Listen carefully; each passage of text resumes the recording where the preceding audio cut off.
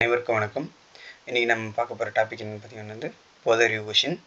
So இது எல்லாமே பார்த்தீங்கன்னா வந்து ஒரு ரிப்பீட்டடான கொஷின்ஸ் தான்.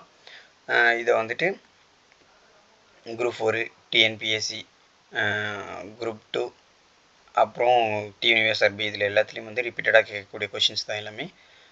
ஸோ வாங்க ஃபஸ்ட் கொஷின் பார்க்கலாம். ஃபஸ்ட்டு கொஷின் பார்த்தீங்கன்னா வந்துட்டு உலக ஓசோன் தினம். உலக ஓசோன் தினம் என்னைக்கு அப்படின்னு சொல்லி பார்த்தீங்கன்னா வந்துட்டு செப்டம்பர் 16. விட்டமின் டி குறைபாட்டினால் ஏற்படும் நோய். விட்டமின் டி குறைபாட்டினால் ஏற்படும் நோய் என்ன அப்படின்னு சொல்லி பார்த்தீங்கன்னா வந்துட்டு ரிக்கட்ஸ். தேர்ட் கொஷின் என்ன அப்படின்னு சொல்லி பார்த்தீங்கன்னா வந்துட்டு வீரபாண்டிய கட்டபொம்மன் கயத்தாறு கோட்டையில் தூக்கிலிடப்பட்ட ஆண்டு என்ன அப்படின்னு சொல்லி தேர்ட் கொஷின் கேட்டிருக்காங்க. தேர்ட் கொஷினுக்கு ஆன்சர் என்ன அப்படின்னு சொல்லி பார்த்தீங்கன்னா வந்துட்டு ஆன்சர் பி, 1799. மல்லியின் மனம் உள்ளது. மல்லியின் மனம் எதில் இருக்குது அப்படின்னு சொல்லி பார்த்தீங்கன்னா வந்துட்டு ஸோ 4வது கொஸ்டினுக்கு ஆன்சர் வந்து பென்சைல் அசிட்டேட்.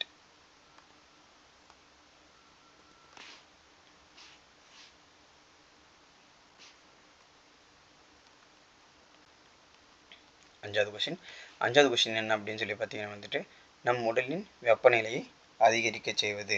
ஸோ உடலுடைய வெப்பநிலையை வந்து அதிகரிக்க செய்வது என்ன அப்படின்னு சொல்லி பார்த்தீங்கன்னா வந்துட்டு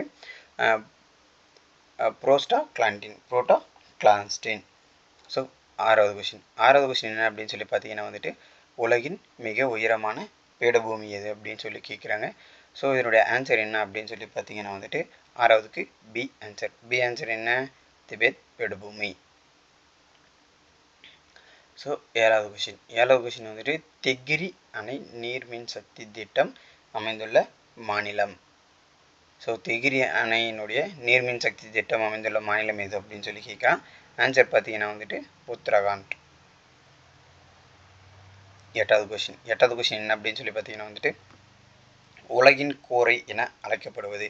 உலகினுடைய கோரை என அழைக்கப்படுவது என்ன அப்படின்னு சொல்லி பார்த்தீங்கன்னா வந்துட்டு ஆன்சர் பி, பாமிர் முடிச்சு.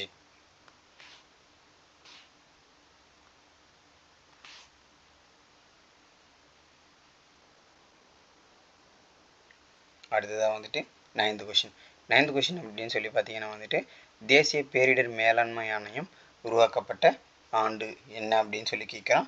ஸோ 9வது கொஷினுக்கு ஆன்சர் என்ன அப்படின்னு சொல்லி பார்த்தீங்கன்னா வந்து தேசிய பேரிடர் மேலாண்மை ஆணையம் உருவாக்கப்பட்ட ஆண்டு வந்து 2005. ஸோ 10வது கொஷின் என்ன அப்படின்னு சொல்லி பார்த்தீங்கன்னா வந்து கெல்வினில் நீரின் உறைநிலை மதிப்பு என்ன அப்படின்னு சொல்லி கொஷின் கேட்குறாங்க. இதுக்கு ஆன்சர் என்ன அப்படின்னு சொல்லி பார்த்தீங்கன்னா வந்துட்டு ஸோ 10th கொஷினுக்கு ஆன்சர் என்ன அப்படின்னு சொல்லி அப்படியே பார்த்தீங்கன்னா வந்துட்டு ஆன்சர் பி, 273 டிகிரி செல்சியஸ். 11வது கொஷின் ஆங்கிலேய அரசு மகாராஷ்டிராவில் உள்ள நாசிக்கில் ரூபாய் நோட்டுகளை அச்சடிப்பதற்காக அச்சகத்தை தொடங்கப்பட்ட ஆண்டு. 1925ஆம் ஆண்டு வந்து மகாராஷ்டிரா வந்து நாசிக்கில் வந்துட்டு ரூபாய் நோட்டுகளை வந்து அச்சடிக்கிற மிஷினை வந்து காப்பகத்தை வந்து தொடங்கினாங்க. தேவை விதியை முதலில் உருவாக்கியவர். தேவையினுடைய விதியை வந்து முதலில் விரிவாக்கியவர் யார் அப்படின்னு சொல்லி பார்த்தீங்கன்னா வந்து அந்தோனி அகஸ்டின் கூர்னே. ஸோ 13வது கொஷின் என்ன அப்படின்னு சொல்லி பார்த்தீங்கன்னா வந்துட்டு இந்தியாவில் முதலில் வங்காள வங்கி தோற்றுவிக்கப்பட்ட ஆண்டு என்ன. ஸோ இந்தியாவில் வந்து முதல்ல வந்து வங்காள வங்கி வந்து தோற்றுவிக்கப்பட்ட ஆண்டு என்ன அப்படின்னு சொல்லி கொஷின் கேட்குறேன். ஆன்சர் பார்த்தீங்கன்னா வந்துட்டு 1806ஆம் ஆண்டு வந்து வங்கி வந்து தொடங்கப்பட்டது. வங்காள வங்கி வந்து இந்தியாவில் தொடங்கப்பட்டது. ஸோ அடுத்த கொஷின் 14வது கொஷின் உணவு பொருள் டப்பாக்களில் டேஷ் பயன்படுத்தப்படுகிறது. ஸோ இதில் வந்துட்டு பார்த்தீங்கன்னா வந்துட்டு ஹைட்ரஜனா, ஆக்சிஜனா, கார்பன் டை ஆக்சைடா, இல்லை சல்ஃபரா, ஸோ சம்திங் என்ன டைப் ஆஃப் இது வந்து யூஸ் பண்ணுறாங்க டப்பாக்கள் அப்படின்னு சொல்லி கேட்குறாங்க. ஸோ இதுக்கு ஆன்சர் என்ன அப்படின்னு சொல்லி பார்த்தீங்கன்னா வந்துட்டு ஆக்சிஜனை வந்து யூஸ் பண்ணுறாங்க.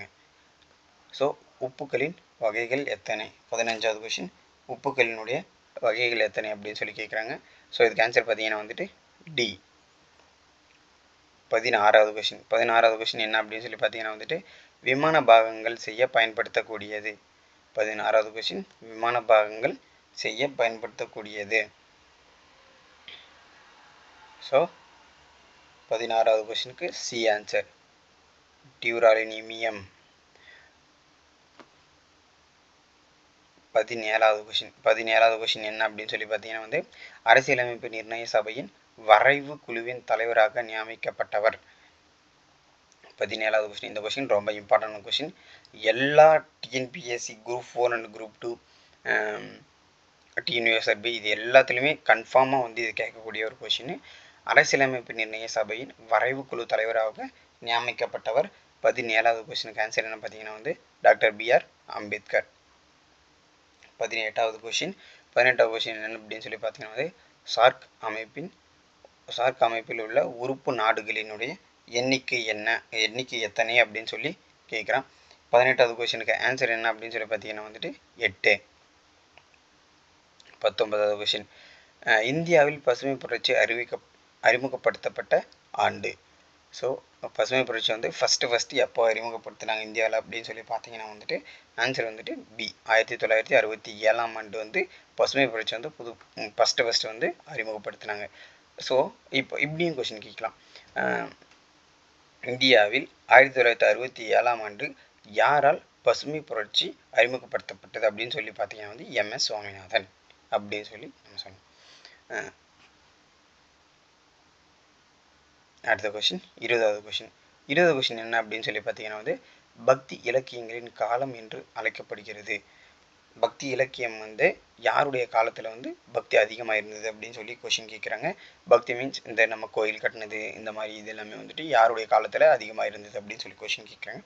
இதுக்கு என்ன ஆன்சர் அப்படின்னு சொல்லி பார்த்தீங்கன்னா வந்துட்டு சோழர்கள் காலத்தில் வந்து அதிகமாக கோயில் அந்த மாதிரி எல்லாமே நிறைய வந்து கட்டினாங்க. 21வது கொஷின். பஞ்சாப் சிங்கம் என அழைக்கப்பட்டவர் யார் அப்படின்னு சொல்லி பார்த்தீங்கன்னா வந்து லாலா லஜபதி ராய்.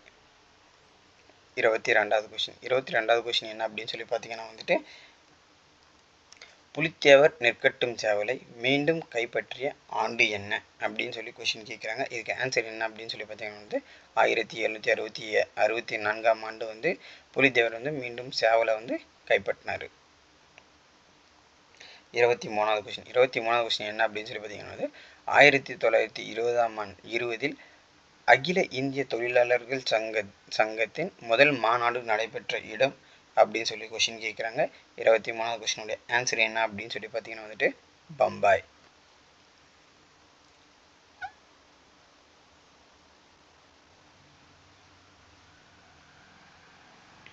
24வது கொஸ்டின். 24வது கொஸ்டின் இது வந்துட்டு படிவு பாறைகளை டேஷ் வகைகளாக பிரிக்கலாம். படிவு பாறைகளை டேஷ் வகைகளாக பிரிக்கலாம். 24வது கொஸ்டின் கூட ஆன்சர் என்ன அப்படின்னு சொல்லி பார்த்தீங்கன்னா 3 வகைகளை வந்து படிவு பாறைகளை வந்து வகைப்படுத்தலாம். 25வது கொஸ்டின். 25வது கொஸ்டின் என்ன அப்படின்னு சொல்லி பார்த்தீங்கன்னா வந்து தமிழ்நாட்டின் நெசவு தலைநகரம் என்று அழைக்கப்படும் நகரம். ஸோ தமிழ்நாட்டினுடைய நெசவு தலைநகரம் என்று அழைக்கப்படும் நகரம் என்ன அப்படின்னு சொல்லி பார்த்தீங்கன்னா வந்துட்டு கரூர். கரூரில் வந்துட்டு நெசவு வந்து அதிகமாக வந்து தயாரிக்கிறாங்க. ஸோ அனைவருக்கும் நன்றி மக்களே. மறுபடியும் அடுத்த வீடியோவில் வந்துட்டு நம்ம சந்திக்கலாம்.